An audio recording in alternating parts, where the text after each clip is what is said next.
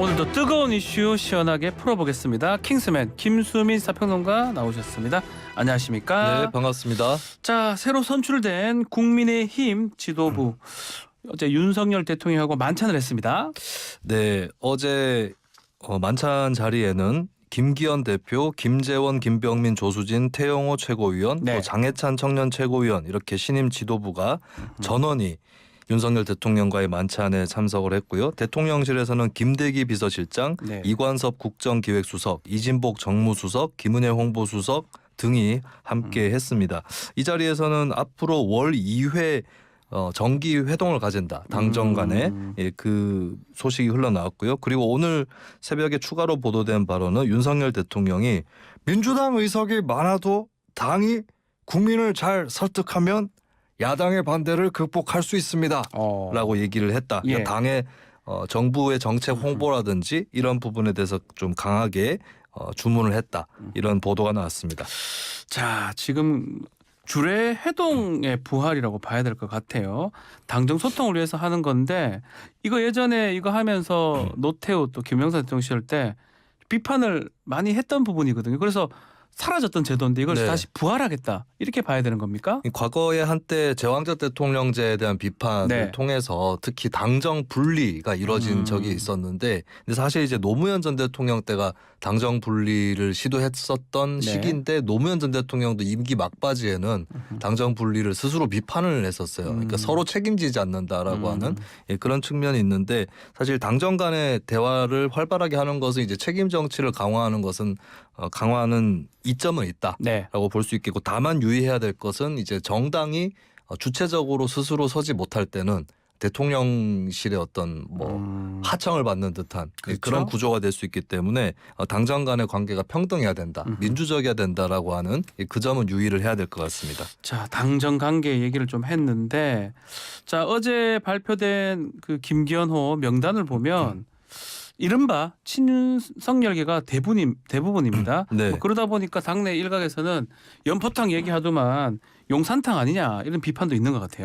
네, 사무총장이 이철규 의원이 임명이 됐는데 대표적인 윤핵관 의원으로 꼽히는 인사죠. 그리고 사무총장 직속인 부총장, 사무부총장 2명이 있는데 전략기획부총장에는 박성민 의원, 조직부총장에는 배현진 의원 이렇게 임명이 됐습니다. 그리고 다른 대변인단의 면면을 봤을 때도 대부분 네. 강력한 친윤 성향이 아니냐 이런 얘기가 나오고 있고 이제 지명직 최고위원회 그나마 유승민계 출신이었던 강대식 의원이 예. 임명이 돼서 탕평 인사라는 평가를 받고는 있는데 강 의원 같은 경우는 어느 정도 탈유승민한 거 아니냐. 유승민 의원께서 네. 나온 거 아니냐 이런 얘기도 있고요. 예, 그런 얘기도 나오고 있어서 전반적으로는 친윤 그리고 영남 쪽 색채가 강하다. 탕평 인사라고 하기엔 부족하다라는 지적도 있습니다. 그리고 한편으로는 좀 강하게 용산탕이다. 연포탕이 아니고 뭐 이런 얘기도 나오고 있습니다. 자, 이런 가운데 새로 선출된 여당의 최고위원들이 놀라야 될 발언들을 쏟아내고 있습니다. 김재현 최고위원이 정강훈 목사가 주관한 예배에 참석해서 발언을 했는데요. 이게 좀 문제가 되고 있습니다. 직접 듣고 이야기 이어가겠습니다. 5.18 정신을 헌법에다 넣겠다. 그런다고 전라도 표가 나올지 압니까? 우리도 원치 않는 것을 왜 저렇게 떠드냐는 거야. 어떻게 생각하십니까?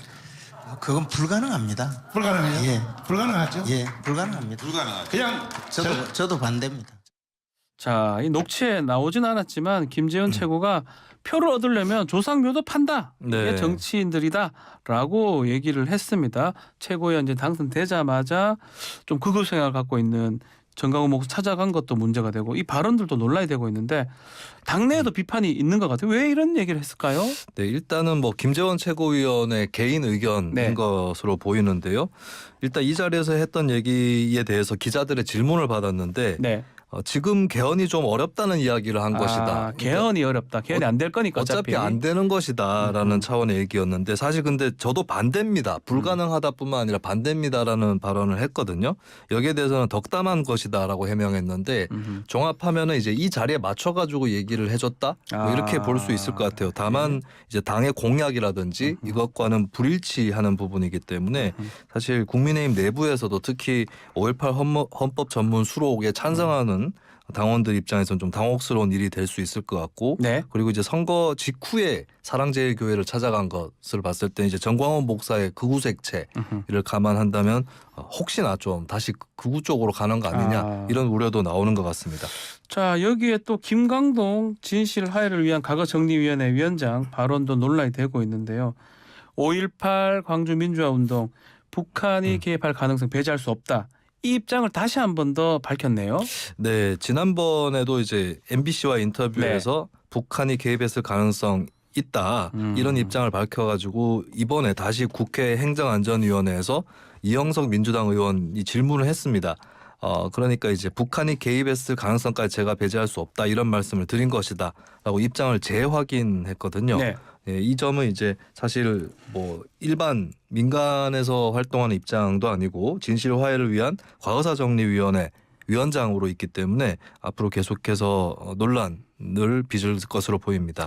자, 또 있습니다. 태영호 최고위원 같은 경우는 공식 회의에서 핵무장을 주장을 했습니다. 윤석열 대통령 다음 달에 미국 국빈 방문을 하는데 좀 부담이 되지 않을까요? 이런 발언이? 뭐 미국에서 아직까지 한국의 핵무장에 대해서 반대를 하고 있기 때문에 네. 그 점에 있어서는 부담을 줄 수도 있을 거라고 보여지고요. 근데 뭐 여권의 전체적인 당론이라기보다는 한 네. 명의 의견이기 때문에 그러니까 이게 두 가지의 가능성이 있는 것 같아요. 미국과의 외교에서 결국에 부담을 주거나 네. 아니면은 핵 확장 억제라든지 이쪽을 따내는데 압박 수단으로 쓰이거나 뭐 이런 것이 있기 때문에 결국에 중요한 것은 정부의 외교 태도가 아닐까 그렇게 보여집니다. 자, 다음 소식입니다. 일제 강제동원 피해 생존자들이 정부의 제3자 변제안 공식적으로 거부 의사를 밝혔습니다. 이 내용 증명을 재단 측에 보냈다고요? 네, 그렇습니다. 현재 강제동원 피해자 중에서 생존을 하신 이춘식, 양금덕, 김성주 선생 이 네. 세 명 모두가 명확하게 3자 변제에 대한 거부 의사를 밝혔고요. 내용 증명을 재단 측에 전달을 했고 또 나아가서는 대리인이 직접 가서 또 재단에 의사를 전달을 했습니다. 이것은 분명하게 의사 표시를 해둔다라고 하는 그런 차원이 있는 것이고요. 일단 이 의뢰인들이 갖고 있는 채권에 대해서 대리인이 얘기를 했는데 네. 일본 기업의 반인도적 불법 행위를 전제로 하는 위자료 청구권이기 때문에 제3자가 함부로 변제해도 되는 성질의 채권이 아니다라고 이야기를 했고 또 한국의 민법상으로도 채무 변제는 제3자도 할 수 있지만 이 당사자가 제3자 변제를 허용하지 아니하는 때는 예외로 규정하고 그렇죠. 있다. 예. 이 부분을 또 법적 근거로 삼아서 이 한국 정부의 대위 변제를 거부하는 그런 입장을 피력을 했습니다. 자, 말씀대로 우리 민법의 제3자 변제의 경우는 그 채권의 성질에 반할 네네. 때나 또 의사에 반해서는 할 수 없도록 돼 있는데 그 부분을 지금 하기 위해서 내용 증명까지 보내는 걸로 보이는데 그러면 채권의 성질에도 반하고 네, 두 개 다 두개다 반한다라고 지금 반한다라고. 얘기를 네. 지금 하고 있는 것 같은데 네네. 자, 이 같은 상황이 뭐 많은 법률 전문가들이 얘기를 했었어요. 정부의 제3자 변제안 나왔을 때 얘기가 됐던 거예요. 결국은 피해자들이 이 방식 거부했으니까 위자료 청구권이 계속 유지되는 거 아닙니까? 그래 되면? 네, 이 경우에 이제 공탁을 정부에서 하게 될 가능성이 높은데요. 근데 공탁 자체가 유효한가? 예, 그러니까 피해자들이 거부를 하는 상황에서 공탁이 유효한가 이 부분이 법적인 쟁점이 될 것으로 보이고 네. 만약에 이제 공탁이 이루어진다고 했을 때는 피해자 측에서 밝힌 바로는 유효 무효를 다투는 절차를 준비를 하고 있다. 네. 라고 하는 것입니다. 그래서 제3자 변제 공탁도 채권자가 동의하지 않으면 효력이 인정될 수 없다라고 맞습니다. 하는 예. 게 피해자들 입장이 되겠고요. 그리고 이제 앞으로 추가적인 분쟁 가능성이 또 예견이 되고 있는데 국내 재단이 공탁을 해버린 이상은 일본 기업 입장에서는 뭐 아무 의무가 없다 우리 입장에서는 그렇기 때문에 원고 쪽에서 강제 집행을 못하게 할 수 있는 네. 이것 또한 분쟁 가능성이 열려 있다라고 현재 예측이 나오고 뭐 있습니다. 공탁이라는 거는 채무자가 채권자가 안 받을 때 네. 그럴 때 그냥 변제를 할 수 있는 방법을 공탁이라 하는데 네. 사실은 제3자 변제 공탁의 부분도 마찬가지로 채권의 성질이라든지 당사자 의사 부분이 문제가 되기 때문에 무효를 다툴 수 있지 않을까 생각도 듭니다. 네. 법적으로 이제 분쟁이 될 거로 예상이 되는데 그래서 이거 해결하기 위해서 특별법이 좀 필요한 거 아니냐라고 얘기가 되고 있는데 이 특별법 역시 문제가 민주당이 동의를 해야지 그렇습니다. 법을 또 만들 줄 수 있는 거 아니겠습니까? 네네. 일단 국민의힘에서 특별법을 추진을 하는 배경 중에 하나는 이번에 아까 전에 제가 피해자 소송을 걸었던 피해자분들 말씀도 해드렸지만 네. 그분들이 전부가 아니거든요. 그래서 특별법이 일괄구제에 대해서도 필요하다 이런 차원에서 국민의힘이 준비를 하고 있습니다. 네. 근데 국민의힘에서 최근에 문희상 전 국회의장의 이 강제동원 해법에 대해서 우리가 그것을 이어받은 거다. 그걸 보고 한 거다 네, 이렇게 라는 얘기했었거든요. 취지의 주장을 했는데 네. 근데 문희상 안에 보면은 일본 기업의 지원 이런 것들이 들어가 있습니다. 그래서 크게 차이가 있다라고 하는 것이고 최근에 민주당 이재명 대표는 법적 배상이라는 그 원론을 고수를 하고 있는데 근데 그 입장에 비춰봤을 때 민주당 입장에서는 문희상 안도 반대를 할 수 있는 거거든요. 네. 근데 문희상 안에 들어있는 일본 기업의 지원조차 이번에 해법에 없기 때문에 민주당에서 반대를 당연히 할 것으로 보이고 그리고 이제 강제동원 해법에 대해서 여론 지표가 좀 나쁜 편입니다. 그리고 이재명 대표 사법 리스크에 대한 출구도 필요하기 때문에 민주당에서는 여기에 대해서는 분명하게 반대를 할 것으로 보입니다. 자, 그래서 그런지 어제 민주당 단독으로 윤석열 정부의 강제동원 해법 비판하는 결의안을 채택했습니다. 뭐 결의안 법적 구속력이 있는 건 아니지만 이 부분 어떻게 봐야 됩니까? 네, 결의안은 일단 국회 다수가 이런 뜻을 갖고 있다. 라고 네. 하는 의사 표시는 되는 것이죠. 그렇다면 한국의 국회, 특히 그 다수파가 한국 정부의 외교 방안하고는 전혀 다른 생각을 갖고 있다. 네, 이 부분은 이제 정부의 부담이 될 수 있겠고 일단은 어쨌든 간에 대통령, 행정부 입장에서는 의회의 반대라든지 이런 것들도 이제 국민 일각의 반대라고 받아들이고 이걸 설득할 수 있는 혹은 뭐 절충할 수 있는 그런 방안들을 찾아보는 것이 해법이 아닌가 그렇게 보여집니다. 자, 대통령실은 이 관련해서 쇼츠 영상 어제 만들어서 대국민 설득에 나섰는데 그렇지만 여론이 그렇게 좋지가 않아요. 윤석열 대통령 지지율은 이번에 크게 빠졌고요. 근데 오히려 기시다 총리 또 지지율은 크게 또 올랐어요. 이건 또 어떻게 네. 봐야 됩니까? 교도통신이 지난 11일부터 13일까지 전국 18세 이상 유권자를 대상으로 네. 전화여론조사를 실시했는데요.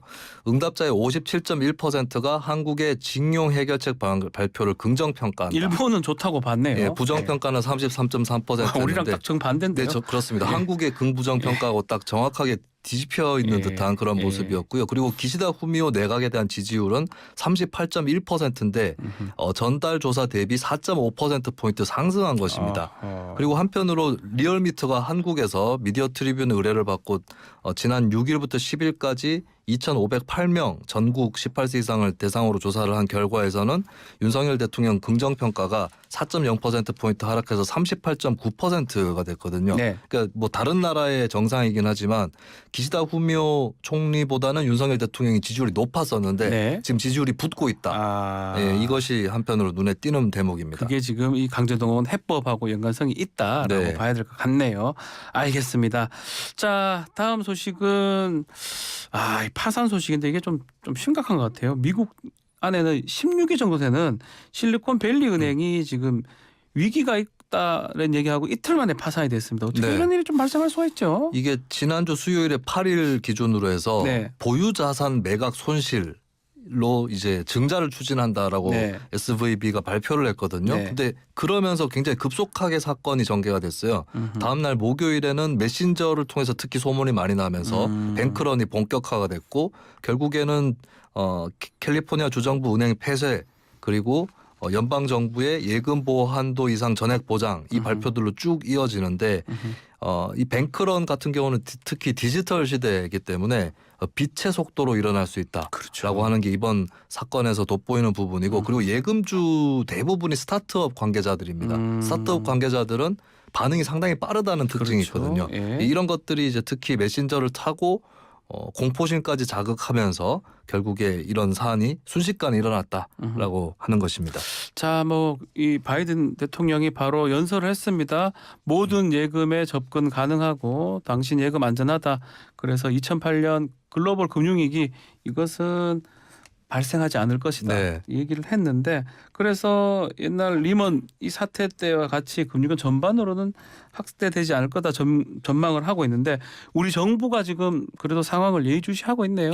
그렇습니다. 일단은 과거의 금융위기하고 다른 네. 부분은 예를 들어서 금융 파생 상품이라든지 이쪽 뭐 부동산이라든지 여기와 연결되어 있는 위기는 아니다라고 네. 하는 것이기 때문에 과거 금융위기하고는 크게 다르다. 이 점은 뭐 이견이 거의 없는 것 같습니다. 다만 이런 사태 한 번으로 사람들의 어떤 뭐 심리가 위축되는 그런 부분부터 시작을 해서 네. 또 국내에도 이제 금융시장의 변동성이나 불확실성 이런 것들로 이어질 수 있는 그런 상황이기 때문에 추경호 부총리 같은 경우도 모니터링 강화라든지 이런 방안에는 나서겠다라고 하는 그런 입장을 피력을 했고 일단 네. 정부에서 빠르게 대응을 하는 것이 심리적인 안정 효과에 필수적으로 필요한 부분이기 때문에 네. 미국 정부든 한국 정부든 일단은 그렇게 움직이고 있습니다.